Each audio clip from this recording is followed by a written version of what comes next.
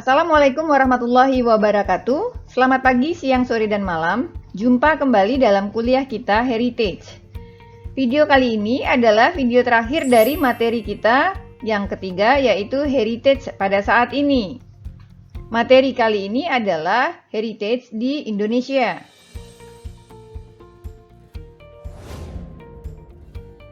Adanya berbagai aksi heritage di seluruh dunia berdampak pula ke Indonesia. Geliat aksi heritage, terutama pada perlindungan kawasan yang bersejarah, menjadi semakin marak di Indonesia. Pertanyaannya kemudian adalah, bagaimana melestarikan lingkungan bersejarah ini? Dan bagaimana pula agar kesejarahan lingkungan tetap terjaga, namun tetap dapat memenuhi kebutuhan hidup sesuai dengan zaman?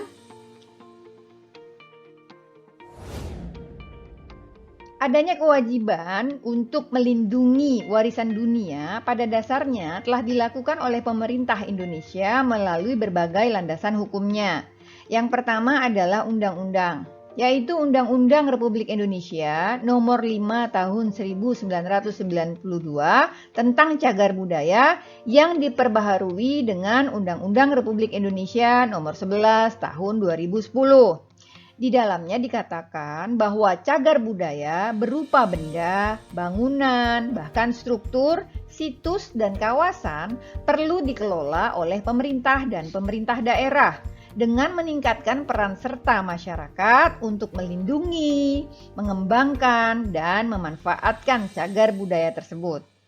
Tujuan dari undang-undang ini adalah untuk melestarikan dan memanfaatkan heritage untuk memajukan kebudayaan nasional. Yang berikutnya adalah Undang-Undang Nomor 28 Tahun 2002 tentang bangunan gedung budaya. Dikatakan bahwa bangunan gedung dan lingkungannya yang ditetapkan sebagai cagar budaya sesuai dengan peraturan perundang-undangan harus dilindungi dan dilestarikan.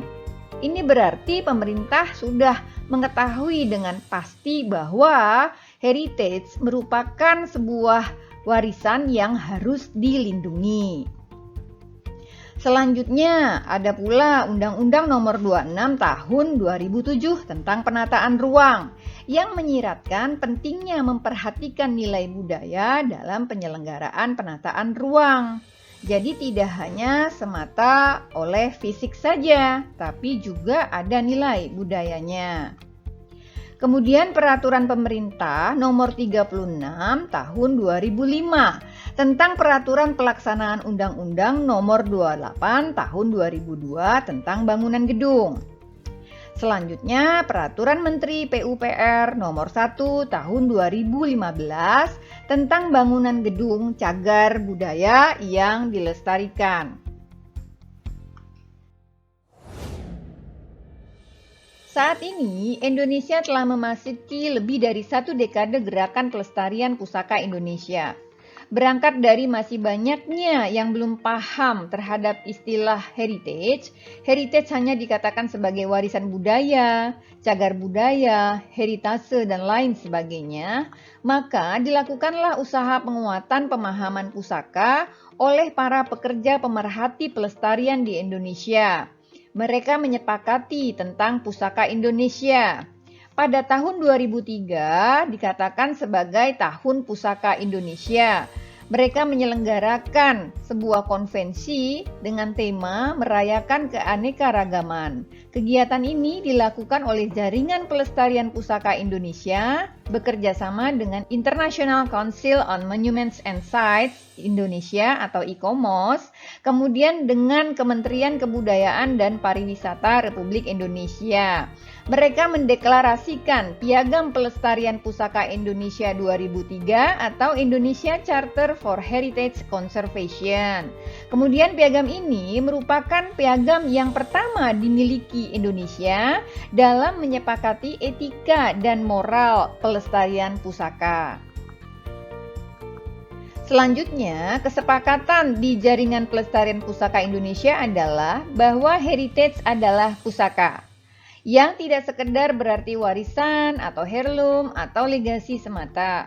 dimaknai punya cakupan yang luas yang tak terbatas pada aspek budaya, tetapi juga aspek alamiah dan gabungan keduanya yaitu sebagai saujana.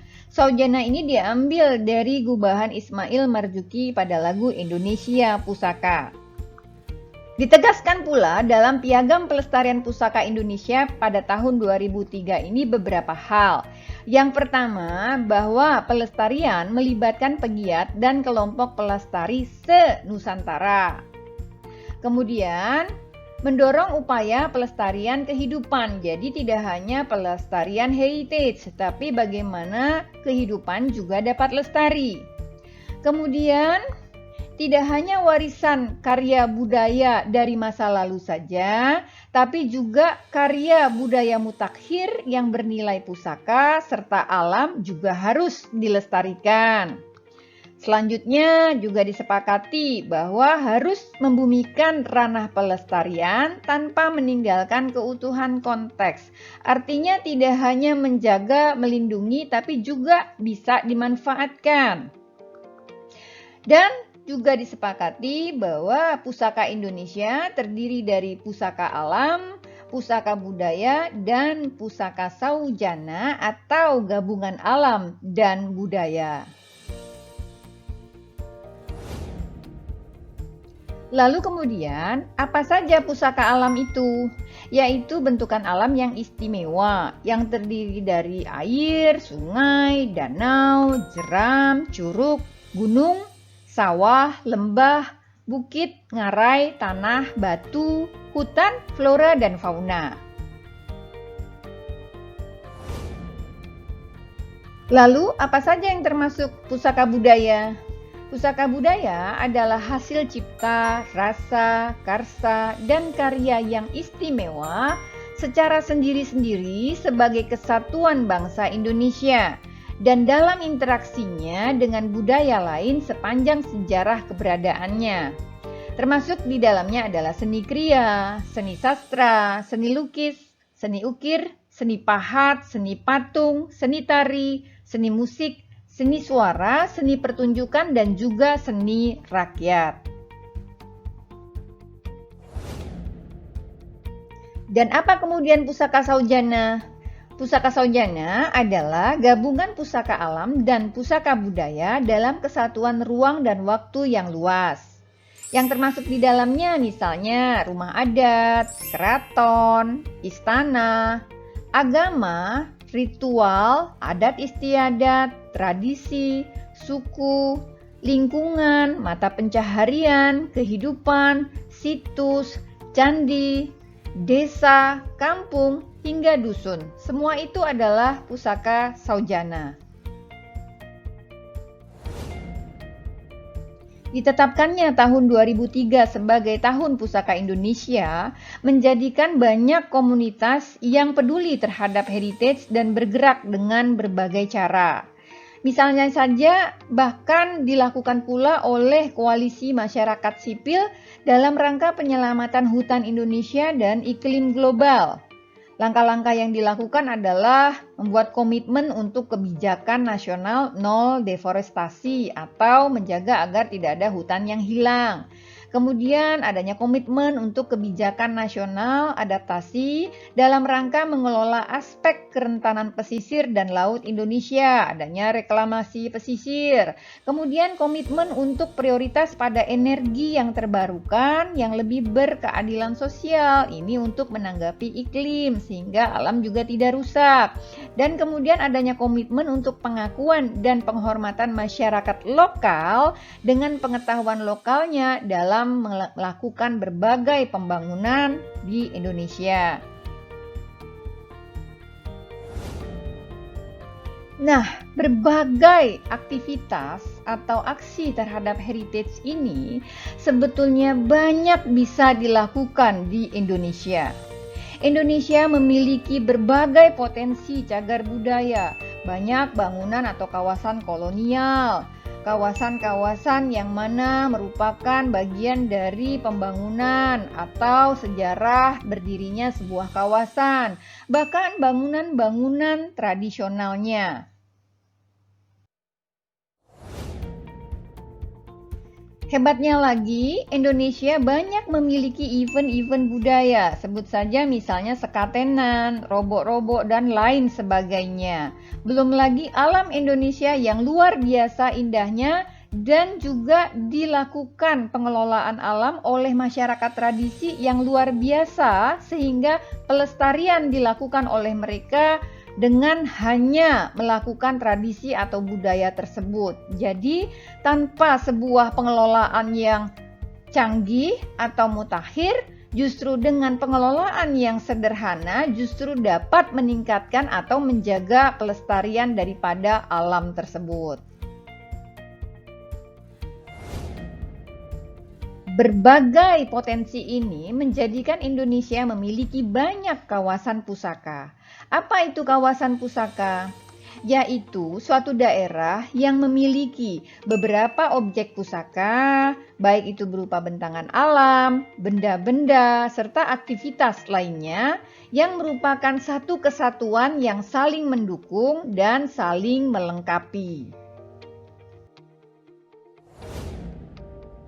Adanya potensi dari berbagai aset pusaka yang dimiliki oleh Indonesia yang memiliki nilai tinggi, terdapat rekam jejak sejarah bangsa, serta memiliki kearifan lokal yang otentik dan sangat dilindungi keberadaannya, serta keinginan untuk meningkatkan nilai sosial, nilai budaya, dan nilai ekonomi, dan keinginan untuk dapat memposisikan diri dalam jaringan kota pusaka dunia, maka pemerintah melakukan upaya-upaya nyata melalui program penataan dan pelestarian kota pusaka atau P3KP. Ini kemudian dibentuk kota pusaka di beberapa kota dan kabupaten yang nantinya masuk dalam jaringan kota pusaka Indonesia atau JKPI. Program penataan dan pelestarian kota pusaka atau P3KP ini digagas berdasarkan Piagam Pelestarian Pusaka Indonesia yang dilakukan atas kerjasama Jaringan Kota Pusaka Indonesia atau JKPI bersama ICOMOS Indonesia atau International Council on Monuments and Sites dan Kementerian Kebudayaan dan Pariwisata Republik Indonesia.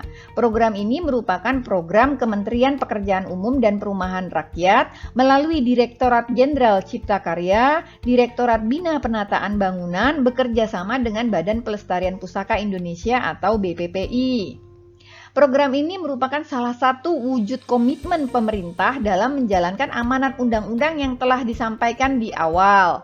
Kemudian, ini merupakan platform untuk mensinergikan program lintas sektor baik di tingkat pusat maupun di daerah dalam rangka mewujudkan pembangunan kota yang berkelanjutan berbasis pusaka. Program ini diselenggarakan sejak 2012 dengan memperkenalkan kemitraan swasta dan pemerintah atau public-private partnership kepada pemerintah atau kabupaten kota dalam mendorong sumber-sumber pendanaan alternatif dalam pengembangan kota pusaka. Program ini merupakan insentif program kepada pemerintah kota dan kabupaten peserta P3KP yang telah menetapkan Perda RT/RW dan Perda bangunan gedung mereka. Lalu kemudian, apa kota pusaka ini? Yaitu kota yang di dalamnya terdapat kawasan cagar budaya dan atau bangunan cagar budaya yang memiliki nilai-nilai penting bagi kota, menempatkan penerapan kegiatan penataan dan pelestarian pusaka sebagai strategi utama dalam pengembangan kotanya. Nah, rencana aksinya adalah membuat sebuah pilot project di mana terdapat 10 kota yang akan ditetapkan sebagai kota pusaka, di mana ini menjadi syarat untuk masuk dalam World Heritage City atau kota warisan dunia. Di antaranya ada Aceh, Banjarmasin, Bau-Bau, Karangasem, Bali. Di Bali juga ada Denpasar, Yogyakarta, Semarang, Bogor, Palembang, dan Sawah Lunto di Sumatera Barat. Dan Singkawang juga menjadi sebuah kota pusaka pada saat ini. Dan tentu saja akan diikuti oleh banyak kota dan kabupaten di seluruh Indonesia. Lalu kemudian, mengapa Selanjutnya, banyak kota atau kabupaten di seluruh Indonesia berlomba-lomba mengajukan diri untuk menjadi kota pusaka. Karena selain dapat menjadi acuan dalam pengembangan kotanya, di mana pusaka sebagai metode atau pola strategisnya, maka pengusulan kota pusaka ini juga dianggap penting karena banyak sekali pendanaan yang bisa didapatkan dari kondisi ini. Artinya sebuah kawasan atau sebuah wilayah atau sebuah kota atau sebuah kabupaten yang telah memiliki kota pusaka dapat dibantu pendanaannya dari pusat bahkan nanti dari luar. Bagaimana pengusulannya? Langkah awal adalah menetapkan tim kota pusaka daerah atau TKPD oleh kepala daerah yang terdiri atas SKPD terkait, komunitas pusaka, dan akademisi. Dalam hal ini, komunitas pusaka juga penting, jadi tidak hanya pemerintah tapi juga masyarakat.